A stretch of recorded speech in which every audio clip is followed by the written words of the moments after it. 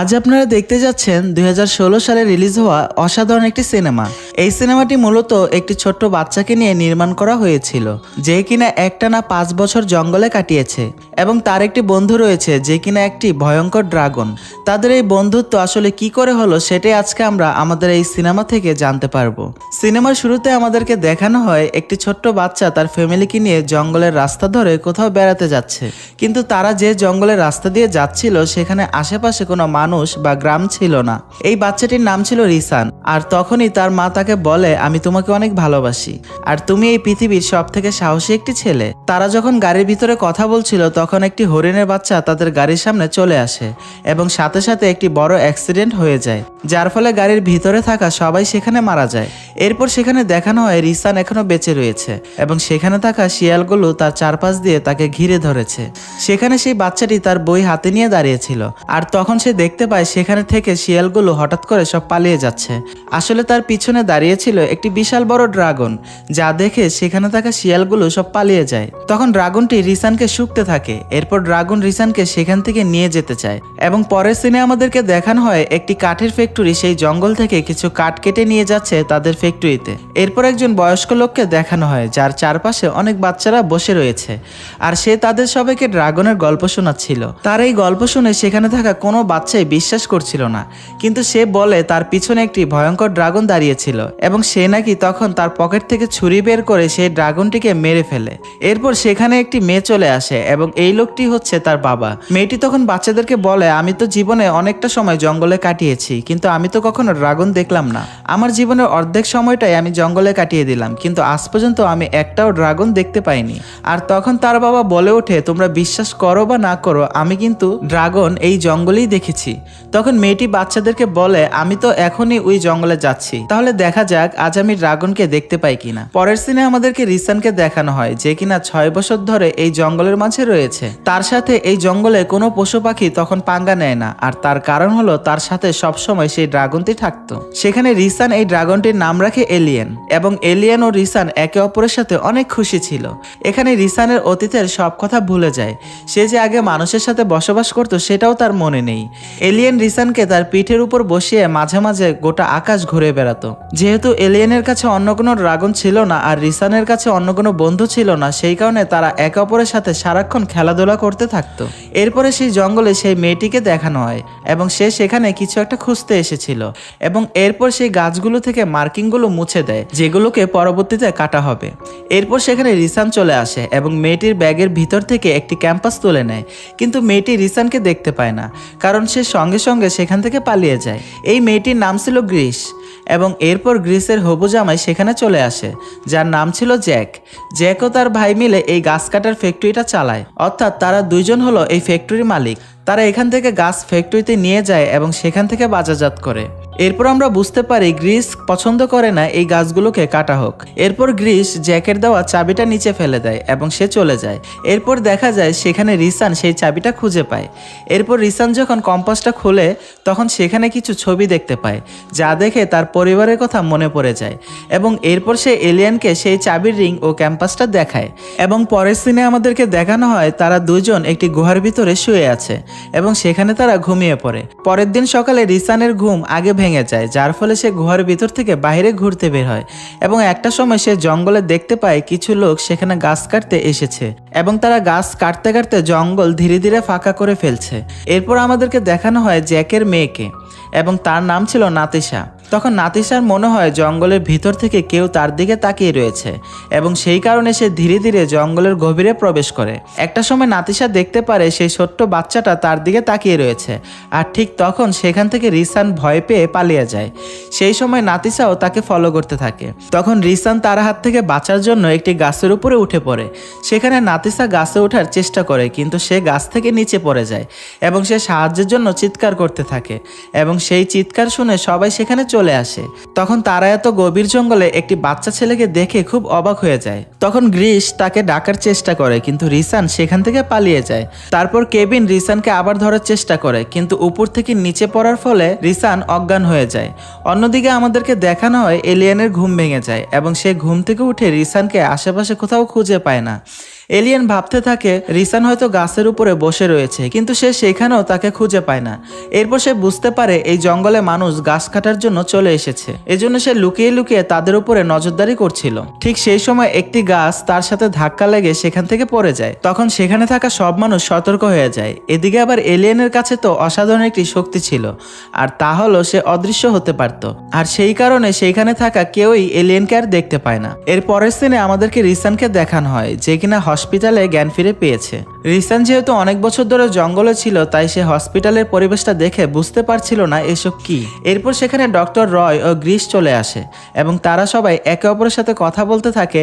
এখনো পর্যন্ত এই বাচ্চার কোনো খোঁজ পাওয়া যায়নি। তারা জানে না আসলে এই বাচ্চাটা কোথা থেকে এসেছিল, আর তারা এটাও বুঝতে পারছিল না এই বাচ্চাটা জঙ্গলে কি করছিল।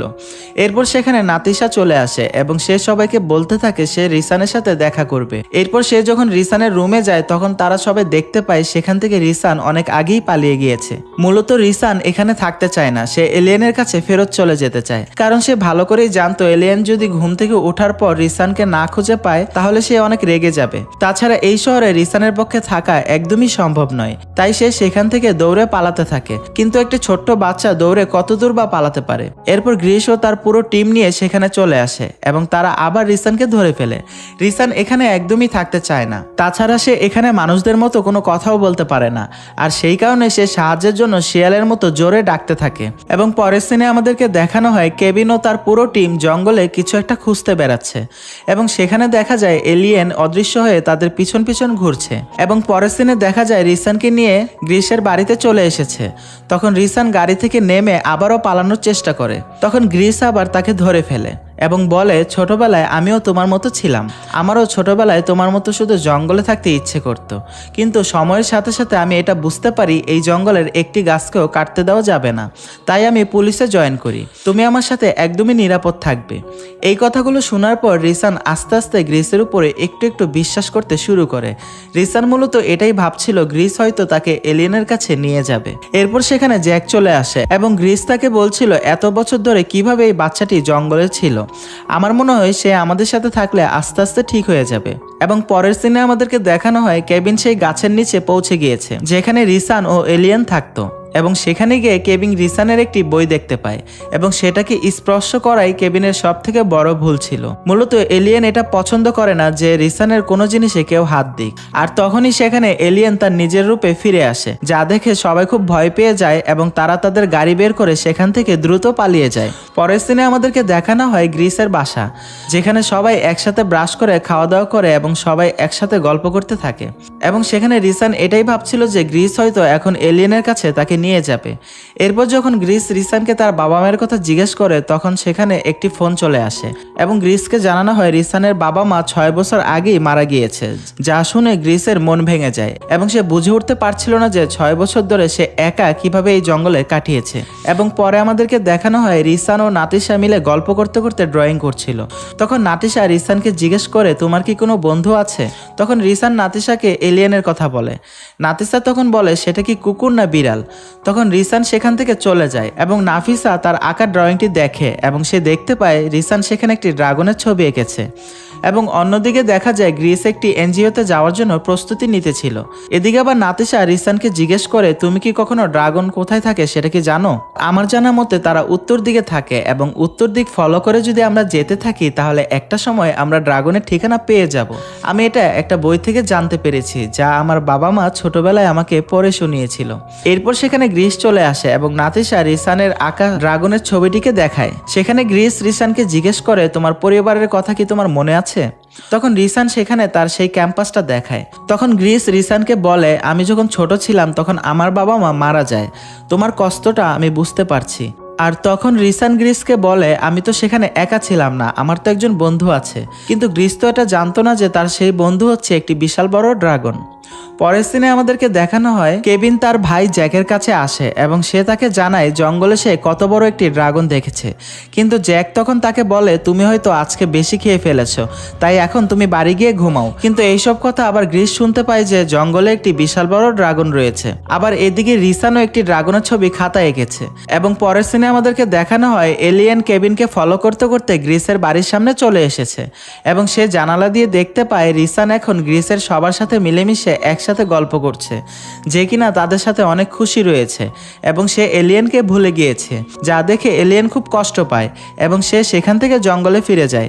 এরপর গ্রিস তার বাবার কাছে যায় এবং তার বাবার কাছে গিয়ে জিজ্ঞেস করে যে সত্যি সত্যি কখনো সে জঙ্গলে কোনো ড্রাগন দেখেছে কিনা। তখন সেখানে তার বাবা তাকে বলে, একবার আমি জঙ্গলে শিকার করতে যাই এবং শিকার করতে গিয়ে আমি একটা সময় দেখতে পাই একটি বিশাল বড় ছায়া আমার চারপাশে চলে এসেছে এবং আমি যখন পিছনের দিকে তাকাই তখন দেখতে পাই সেখানে একটি বিশাল বড় সবুজ রঙের ড্রাগন দাঁড়িয়েছিল।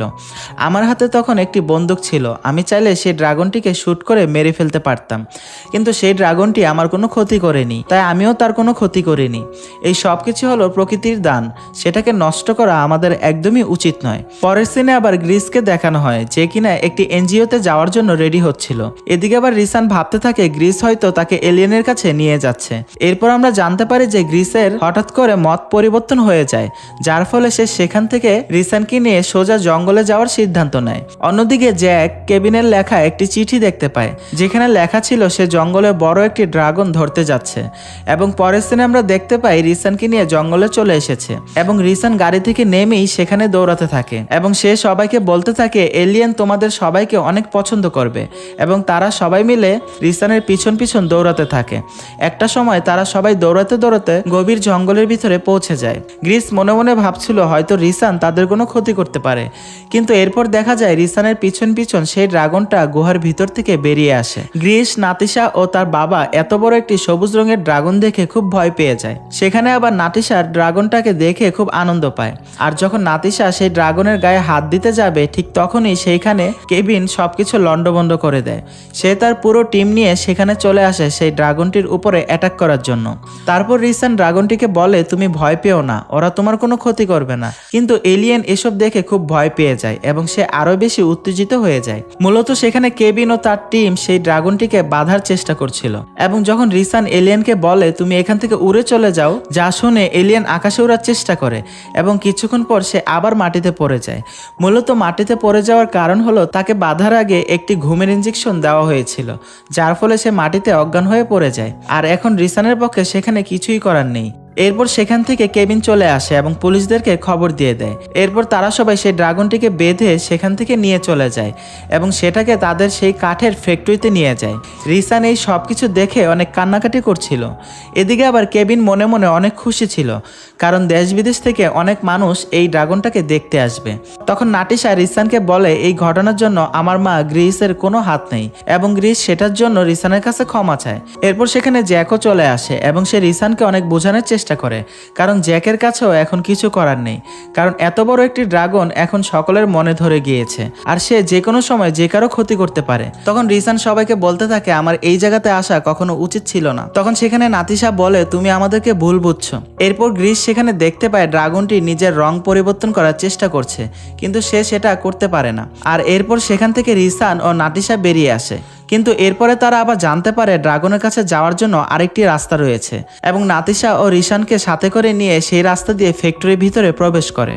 অন্যদিকে দেখা যায় পুলিশ সেখানে চলে এসেছে। তখন সে সবাইকে বলতে থাকে এই ড্রাগনকে আমি খুঁজে বের করেছি, আর যদি কোনো লেভেলের অ্যাকশন নেওয়া হয় বা কোনো ডিসিশন নিতে হয় তাহলে সেটা আমি নিব, তাই সবার আগে আপনারা আমার সাথে কথা বলুন। অন্যদিকে নাতিশা ও রিসান সেই ফ্যাক্টরির ভিতরে প্রবেশ করে ফেলে। সেখানে এলিয়েনের এমন অবস্থা দেখে তাদের খুব খারাপ লাগতে থাকে। তখন রিসান এক এক করে ড্রাগনের বাঁধনগুলোকে খোলার চেষ্টা করে। তখন সেখান থেকে রিসান এলিয়েনকে উড়ে যেতে বলে, কিন্তু এলিয়েন এতটাই আহত ছিল যে সে উঠতে পারছিল না। এরপরে দেখা যায় নাতিশা সেই দরজাটাকে বন্ধ করে রেখেছে, যার কারণে সবাই সেই দরজাটিকে ভেঙে ভিতরে প্রবেশ করার চেষ্টা করছে।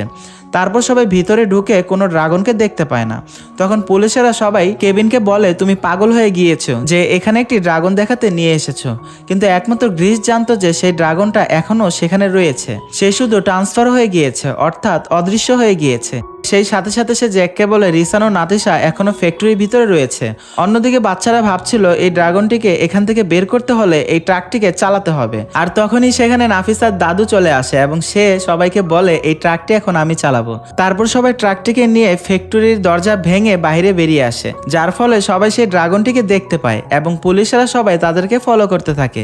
এরপর কেভিন সেই ড্রাগনের গাড়িটিকে থামানোর জন্য একটি ব্রিজের সামনে গিয়ে তার গাড়িটিকে দাঁড় করিয়ে দেয় এবং কেভিন ভাবছিল হয়তো তারা এই ট্রাকটিকে থামাতে পারবে, কিন্তু তখনই দেখা যায় সেই ট্রাকের ব্রেক ধরে না, যার ফলে ট্রাকটি কেভিনের গাড়িকে সজোরে ধাক্কা মারে এবং গাড়িটি সেখান থেকে নিচে পড়ে যায়। সেখানে আবার অনেক পুলিশের গাড়ি চলে আসে, যা দেখে এলিয়েনের মনে হচ্ছিল যে তারা হয়তো এলিয়েনকে আক্রমণ করবে। সেই কারণে সে রেগে গিয়ে ব্রিজের মাথার উপরে উঠে, আর যেহেতু সে একটি ড্রাগন ছিল যার ফলে সে আগুন দিয়ে গোটা ব্রিজটিকে জ্বালিয়ে ফেলে, আর মুহূর্তের মাঝেই সেখানে থাকা ব্রিজটি জ্বলে পুড়ে ছারখার হয়ে যায়। সেখানে আবার গ্রিস ও জ্যাক আটকে গিয়েছিল। তখন রিসান এলিয়েনকে বোঝানোর চেষ্টা করে এমনটা করো না, ওরা ভালো মানুষ, কিন্তু ততক্ষণে অনেকটা দেরি হয়ে গিয়েছে এবং সেই ব্রিজটা ভেঙে ড্রাগন সহ জ্যাক ও বাকি সবাই নিচে পড়ে যায়, যা দেখে নাতিশা ভাবতে থাকে সে হয়তো চিরতরে তার বাবা মাকে হারিয়ে ফেললো। কিন্তু রিসানের এটা বিশ্বাস ছিল এই এলিয়েন সবাইকে বাঁচিয়ে নেবে এবং পরে দেখা যায় সেখান থেকে এলিয়েন উড়ে আসে এবং তার পিঠের উপরে গ্রিস ও জ্যাক ছিল, যা দেখে সবাই বিশ্বাস করতে থাকে এই ড্রাগনটি কখনো কারো ক্ষতি করতে পারে না। এরপর ড্রাগনটি জ্যাক ও গ্রিসকে নিচে নামিয়ে দেয়, আর তখনই রিসান গিয়ে এসে ড্রাগনটিকে জড়িয়ে ধরে, আর তখন তারা কথা বলতে থাকে এখানে আর তারা এক মুহূর্ত থাকবে না। এদিকে আবার গ্রিস এখন রিসানকে তার থেকে দূরে চলে যেতে চায় না, কিন্তু ততক্ষণে সে এলিয়েনের পিঠে চড়ে উড়ে চলে গিয়েছে। এরপরে তারা দুজন তাদের সেই জঙ্গলের গাছের নিচে যায়, তখন তারা দেখতে পায় সেই গাছটি ভেঙে গিয়েছে এবং তারা আর এখানে থাকতে পারবে না, আর ওই লোকেরা আবারও এখানে চলে আসবে।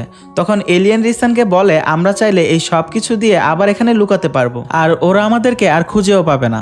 আর তখনই রিসান বলে তুমি তো অদৃশ্য হতে পারো, কিন্তু আমি তো একটা মানুষ, আমাকে তো ওরা দেখে ফেলবে, আবার আমাকে এখান থেকে নিয়েও চলে যাবে। এখানে মূলত রিসান এলিয়েনকে ছেড়ে চলে যেতে চায় না, কিন্তু তখনই এলিয়েন সেই বইটিকে তাকে দেখায় এবং এলিয়েনের আচরণ দেখে মনে হচ্ছিল যে রিসান এখন থেকে মানুষের মাঝেই ফিরে যাক, এবং তারপরই তারা দুজন একে অপরকে জড়িয়ে ধরে।